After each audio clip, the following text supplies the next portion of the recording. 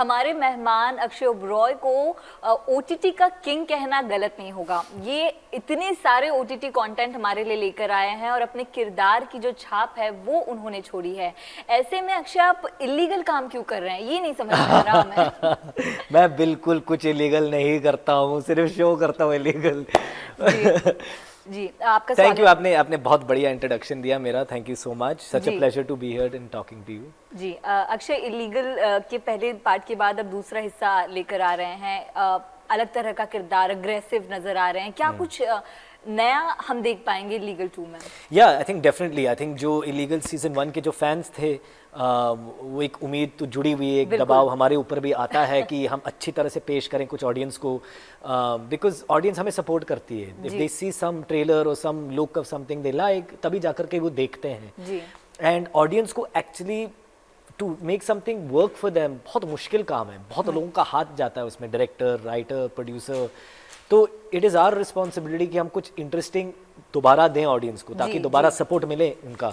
तो कोशिश तो वही थी। बजट तो बढ़ चुका है, लुक बढ़ चुका है, फील बढ़ चुकी है उसकी, कैरेक्टर्स बढ़ चुके हैं, बट हर एक चीज़ राइटिंग पे आती है। So I feel like the writing is very strong and I hope the audience likes it as much as they liked season 1। Akshay illegal 2 फिर से ओटीटी पर ही आ रही है। ओटीटी की बात करूँ तो आपने, अगर मैं गलत नहीं हूँ तो 10-12 से ज्यादा जो हैं शोज किए हैं ओटीटी के लिए, और आप तब से कर रहे हैं जब लॉकडाउन भी नहीं था। मेरे ख्याल से 2017-18 से जो है आप हर प्लेटफॉर्म पर। तो किस तरह अक्षय ओबरॉय जो है ओटीटी को देखते हैं, क्या कहेंगे अगर बड़े पर्दे से उसको कंपेयर किया जाए, किस तरह आप देखते हैं इसको? बिल्कुल, उस वक्त मेरी कुछ फिल्में थी, कालाकांडी, लाल रंग, गुड़गांव पिज्जा, ऐसी फिल्में थी मेरी जो क्रिटिकली एक्लेम थी, अप्रिशिएट हुई थी from a critical perspective, but वो चली नहीं थी बॉक्स ऑफिस पे।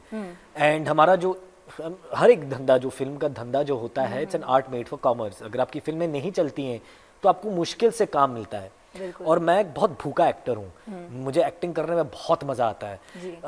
तो very soon around that time only, I think 2017 या 16 ओटीटी का इजाद हुआ था। और मैं देख रहा था कि अच्छे अच्छे राइटर आ रहे हैं, जो हमारे फिल्म डायरेक्टर्स हैं वो भी डायरेक्ट कर रहे हैं। तो जब मैंने ये देखा माहौल बदलते हुए, तो मुझे एक नज़र आया कि मैं काफ़ी साल में 3-4 प्रोजेक्ट कर सकता हूँ, 3-4 अलग अलग किरदार निभा सकता हूँ, बिकॉज ओटीटी का ऐसे बढ़ावा हो रहा है। And I saw this very early on, जो ट्रेंड हो रहा है, आई सॉ इट 2015 में मुझे नज़र आ गई थी चीज़ कि ये होने वाला है। So I had already started making inroads into OTT, talking to people, auditioning for staff, meeting casting directors to tell them कि मुझे करना है ये। And I am so glad I did, because मुझे तरह तरह के रोल्स मिल गए, अलग अलग किरदार मिल गए। और जितना आप काम करोगे क्राफ्ट पे, एक्टिंग इज अ क्राफ्ट, जितना आप तराशोगे अपने आप को, उतना बेहतर आप एक्टिंग कर पाओगे। So that was very important for me. Ji Akshay, आप तो बहुत पहले से कर रहे हैं इसमें काम, लेकिन लॉकडाउन के दौरान ये रियलाइज हो गया कि ओटीटी भी बहुत ज़रूरी है। तो आपको क्या लगता है कि ये जो एंटरटेनमेंट हमारी इंडस्ट्री है, उसका एक तौर पर भविष्य ही ओटीटी है? क्या लोग थिएटर जाना उतना प्रेफर नहीं करेंगे आने वाले वक्त में? नहीं, मुझे ऐसा नहीं लगता है। मुझे ऐसा लगता है कि अगर आप रेस्टोरेंट में बाहर जाते हो खाना खाने के लिए, इसका ये नहीं मतलब आप घर पे नहीं बनाओगे।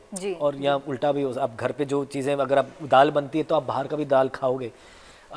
And just like that OTT will be more for intimate things.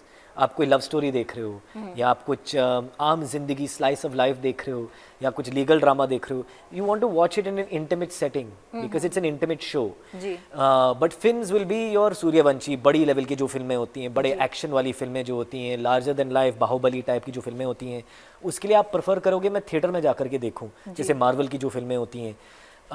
So I feel like now it is in a very good place. There's not only one place for content. There is also this OTT for content. और हमारे देश की आबादी कितनी है, कितने लोग हैं, हर एक को एक चीज़ अच्छी नहीं लगेगी, हर एक को मतलब यहाँ लोकल दाल अच्छी नहीं लगेगी, कोई दूसरी जगह की दाल अच्छी लगेगी। So some people might like a romantic comedy, some people like out and out slapstick comedy, some people like action. Thanks to OTT, we don't have to make one type of film.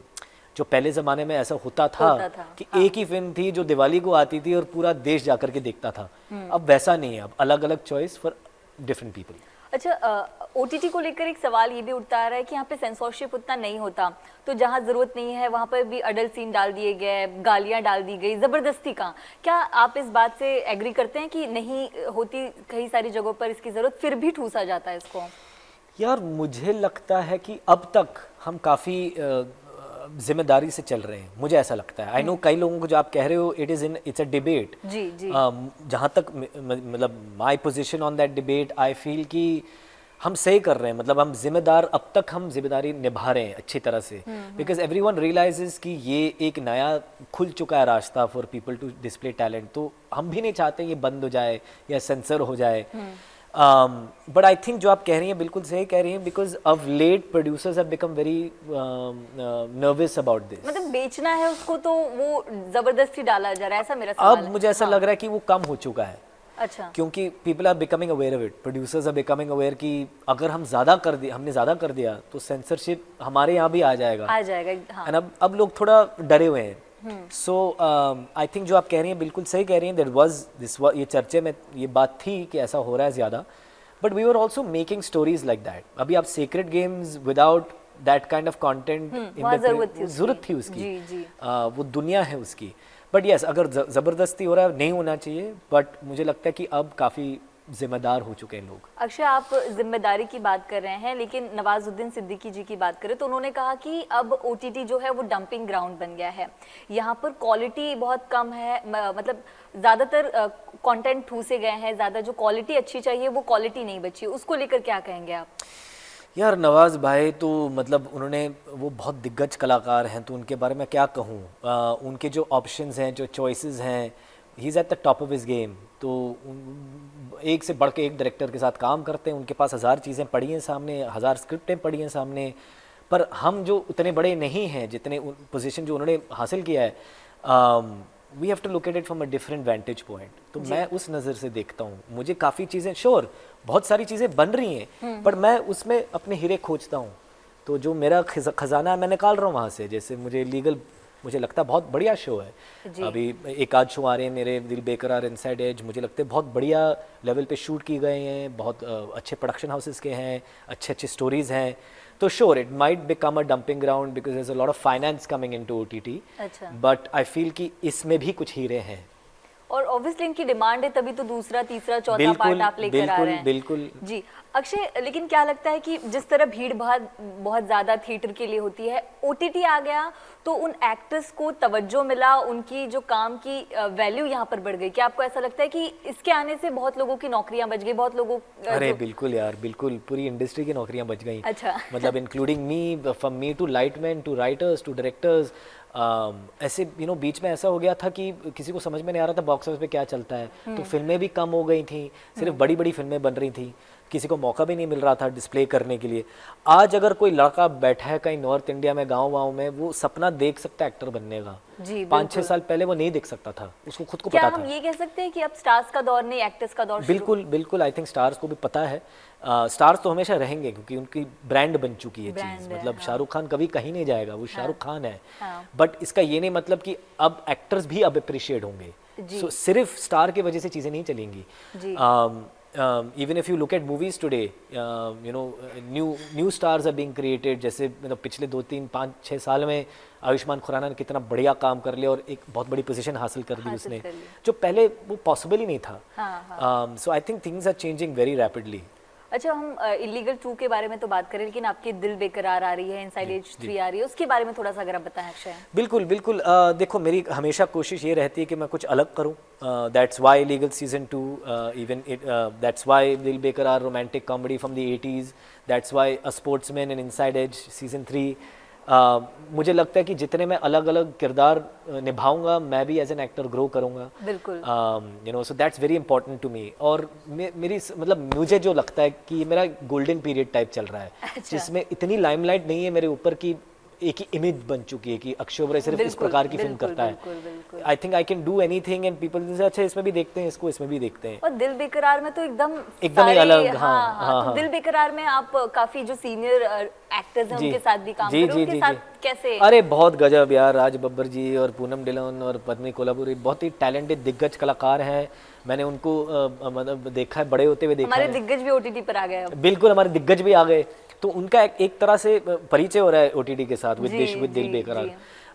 तो and that was a 1980s romantic thing work and वो space मैंने किया है नहीं, काफ़ी एक अरसा हो चुका है जो मतलब रोमांटिक कॉमेडी करते हुए मेरे लिए। हबीब फैजल ने डायरेक्ट किया, बहुत गजब डायरेक्टर है वो। जी जी जी। तो देखो उसको रिस्पॉन्स कैसे हम तो जरूर देखेंगे। अरे मेरा थैंक यू।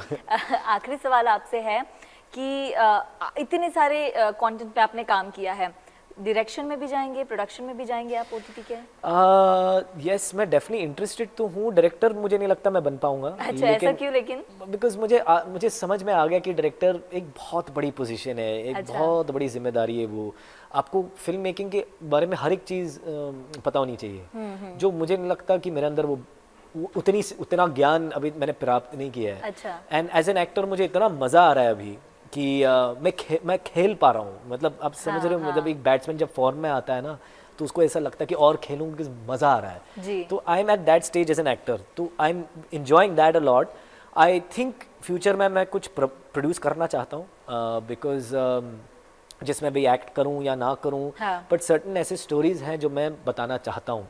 तो I think I can put something together and produce something. Okay, तो अक्षय जाते जाते हमारे दर्शकों को बताइए कि इलीगल 2 हम क्यों देखें, कोई एक कारण जो जरूरी हो। देखो मुझे ऐसा लगता है कि जो हमारी कास्ट है बहुत ही इंटरेस्टिंग कास्ट है, और पहले सीज़न में आई थिंक वो सीज़न कामयाब था क्योंकि ये कास्ट एक दूसरे से बहुत कनेक्टेड है।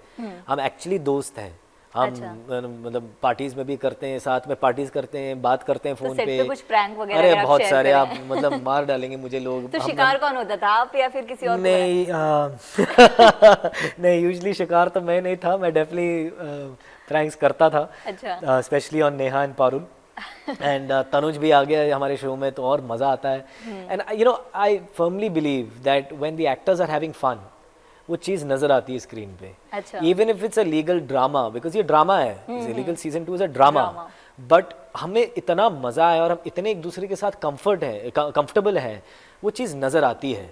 It looks like we're really living the parts because you know we're that comfortable with each other and we trust each other that much. So I think for the performances and for the scale of the show, you should watch Illegal Scene. तो ढेर सारी बातें की हमने OTT को लेकर, खास मज़ेदार बातें की। आपको आपके सभी प्रोजेक्ट्स के लिए ढेरों शुभकामनाएं। बहुत जल्द मिलेंगे और ढेर सारी बातें करेंगे। Thank you so much. Thank you for having me. Thank you.